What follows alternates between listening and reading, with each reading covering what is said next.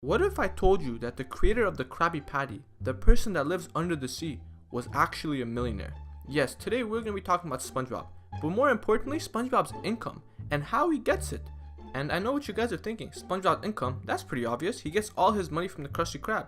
But that's not true. It's pretty obvious that Mr. Krabs is frugal and has shown several times throughout the show that not only does he pay SpongeBob a super small amount of money, he sometimes even makes him pay. SpongeBob has said that when he first started working, he had to pay Mr. Krabs $100 an hour. And that made me think, where is he getting the money from if he's not working at the Krusty Krab? And it's not just him paying Mr. Krabs, his whole lifestyle is genuinely very expensive. Now, if you really want to see how expensive his lifestyle truly is, all you have to do is take a quick look at his house. Now, if you guys don't know, SpongeBob's house fell off a boat. But that doesn't really make sense when you take a good look at it. When you go into SpongeBob's house, you notice that he has a huge garage, a huge background, 2 stories, a massive library, and several other rooms that are all extremely complex and super nice. And I doubt that the pineapple had all these rooms built in. It was just a regular pineapple when it fell off the boat. Which means that SpongeBob must have renovated his house completely to the T. And let me tell you, renovations like that are not exactly cheap, especially the way he did them. On top of that, we know that SpongeBob has a pet. And pets are generally very expensive to maintain, which he does a very good job of doing.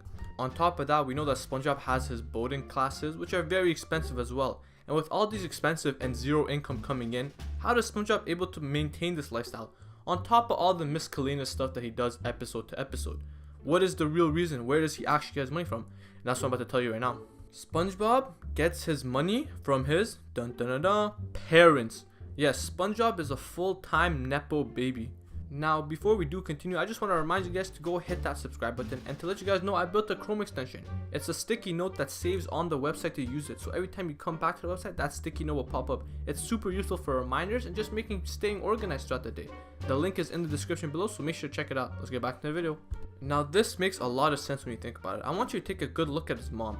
The way that his mom wears jewelry, the way that she dresses, the way that she talks and walks is all of that of an elegant, rich woman. Yes, SpongeBob's mom looks like an upper class woman, which means that she has to have some sort of wealth. But to compound this fact, we also look at SpongeBob's ability to do business. Now, throughout the show, every time SpongeBob started a small business or anything, it would completely sell out, and you could tell that SpongeBob was very good at making money. Even at the Krusty Krab, he would routinely bring hundreds and hundreds of people a day. And we know that SpongeBob has a very strong sense of business, so where does he get this from? He's not exactly the type that looks like super intelligent, unless he learned it from his father. Yes, SpongeBob's father was probably a successful businessman, and SpongeBob learned a lot of those traits by looking at him, or his father might have just taught him. That's why SpongeBob always succeeds in all his businesses. It's not just a coincidence. And I want you guys to think about it. How often does SpongeBob come close to destroying Bikini Bottom? You might say almost every other episode, but how come he never faces any justifications or any consequences for his action? I mean, look at Plankton. Every time he did an evil plan or did something bad, he would have to face the consequences immediately. But how come SpongeBob, despite arguably doing more damage to the city than Plankton, always get away with it? Well, the answer is simple. He has very rich parents. And if you guys don't know, in this world, when you have rich parents, you can get away with a lot of stuff because money talks.